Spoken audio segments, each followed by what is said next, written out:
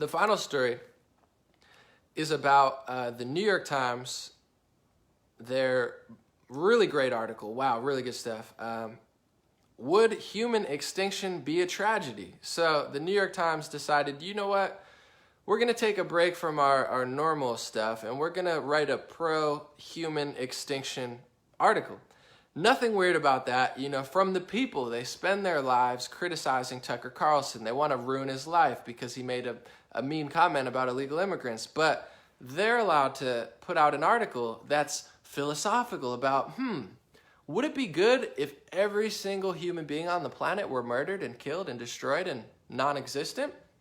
So, makes a lot of sense. And once again, I'm not saying that you can't write a pro-human extinction article. I think you should be able to say whatever you want. But if you're going to write an article that says, I kind of pretty much think that humans should all die and it would be a good thing, you don't have the moral high ground, New York Times. You're not that liberal, New York Times. You're not the gods and angels of humanity looking down trying to save us. You hate humans, which is fine. You're allowed to be that type of person, but you hold no moral high ground. You are not the savior of immigrant women and children because under your pro-extinction ideas, there's going to be no illegal immigrant children. They're all going to be dead because that's what you think would be a good idea. So before I start this off, I just want to say, New York Times, you have no moral high ground. You don't have the spiritual high ground. You don't have the political high ground. You don't have the racial high ground. You don't have the religious high ground. You don't have any sort of high ground where you can look down at any others that have any sort of perspective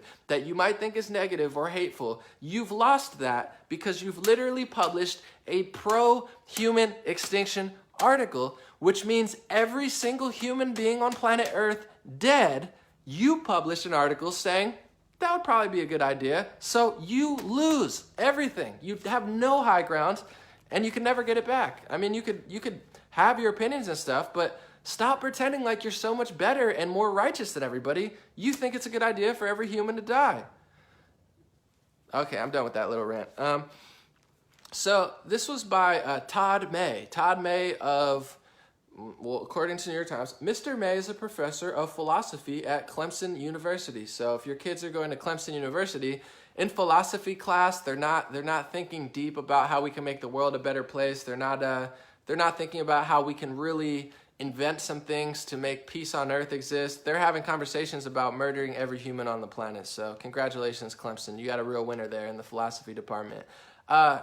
Our species possess inherited value, but we are devastating the earth and causing unimaginable animal suffering. So I read the whole article because I didn't want to talk about it without really reading what he was saying. And it was philosophical. There were a lot of questions, a lot of back and forth. He was somewhat as fair as you can be about human extinction. He mentioned what I was going to say, which is the big lie, and Todd May, I will give him credit. He did mention this in his article. The big lie is, man, humans are always killing other animals. Like, man, we're the only ones doing that. If we stopped killing all the animals, there would be peace on earth. It's not true. Lions murder things. Every animal murders things. Your cat that you think is so cute, it goes in your backyard and it murders things. Almost every animal, it either eats plants or it eats other animals. So without humans, things are not going to stop eating and killing each other. I wish they would, but they're just not. So that's the big lie that a lot of people don't understand. But he did mention this in the article. I have to give him credit for that. So PETA doesn't want to hear that. I know they want to stop animal cruelty. I would love to see PETA go to Africa in, the jungle or, whatever, Amazon, or not the Amazon, that's in South America. Go in that terrain and try to stop a lion from killing other animals. I would love to see it happen. We could film it, put it on Animal Planet. Somebody write that script. It's $1 million script. Anyway, so first of all that. Second of all, the article, I was going, and he was like, he basically came to the conclusion at the end. He was like, I think that human extinction would be a good thing, and that scares me, and that's sad to me because I think the world would be better with no humans. I don't even really know where to go with that. I definitely think humans do a lot of bad things. I definitely think humans, ruin certain parts of the planet. Humans are unnecessarily cruel to certain animals, but I don't know that the thought ever crosses my mind that human extinction would be a good thing. I more think we're getting better, we're getting better, we're getting better. Survival of the fittest. I think that's how it works. If there were no humans, the next smartest and the next most powerful animal would probably take over the planet and start doing exactly the same thing that we're doing, maybe on a smaller scale, until it got as smart as us, and then it would do it on a bigger scale. If you read the Bible or you're religious, it says there that, all the beasts, right on the first page, that they're all for human consumption. I don't know if that's true or not, but the Bible says it.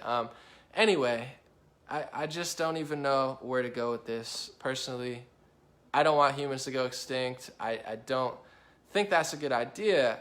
But the real reason I brought this up is because I just want to show you who the New York Times is. And I want to show you who a lot of liberals really are. And to be fair, I'm not 100% sure that this guy is liberal, but I can only assume that he's not a conservative. Conservatives like hunting. Liberals want to kill all humans. But anyway, this is, and I'm not blaming all people, just like there's some weird conservatives and there's weird Republicans and they're not responsible for everyone. But I do want to dive down the mind of this guy and a lot of people on the left, and you don't have to agree with it, just consider it. Because I'm a very analytical person. I like philosophy, I like psychology. And I'm noticing on the left, literally directly, I'll talk to some people, and I'm obviously not going to mention their names and stuff, but I have conversations because I want to learn. I want to learn what people are thinking. I want to learn why they don't like Trump. I want to learn why they watch CNN.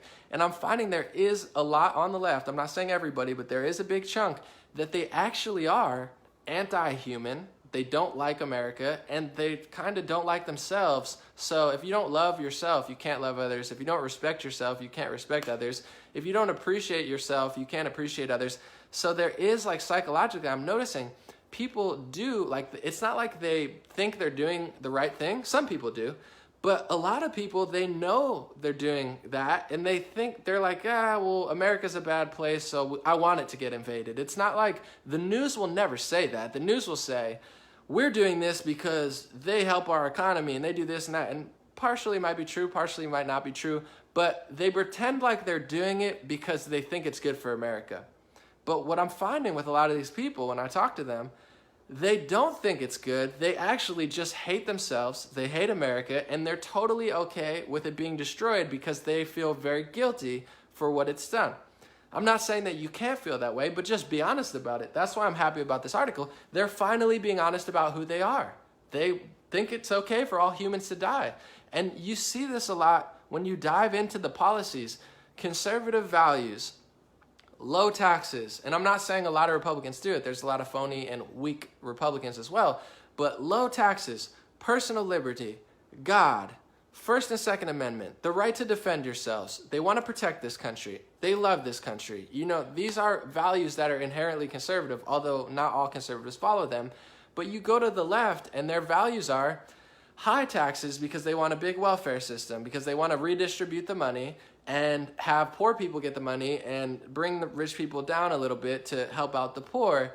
But if you really dive into that and you really see how it's working, in a lot of ways, it kind of sabotages everyone. I'm not saying they mean to always, but like what it really does a lot of times is it hurts the middle class person, and it pulls middle people down, and it keeps lower people down, and it makes a class of like very, very wealthy a lot of times and very, very poor. I don't know if they purposely do it or not, but when you tank the middle class, like things like Obamacare, like things like universal health care, like high taxes, like gas tax and video game tax and all these, it doesn't help the middle class whatsoever. You're taking more money away from people who are already struggling, and their wages have been stagnant. I'm not talking about people making $10 an hour. I'm talking about the average family that maybe they're making $20 an hour, $25 an hour. So the minimum wage hike is not going to help them whatsoever. I'm starting to think that it's not a mistake that it brings a lot of people to the bottom, because if you're mentally and spiritually at the bottom, misery loves company. You want to bring other people down with you. And just like this human extinction article, they're finally starting to admit it. Like, I want everyone to die. I've had people literally tell me that they're okay with white people getting enslaved because they enslaved people before.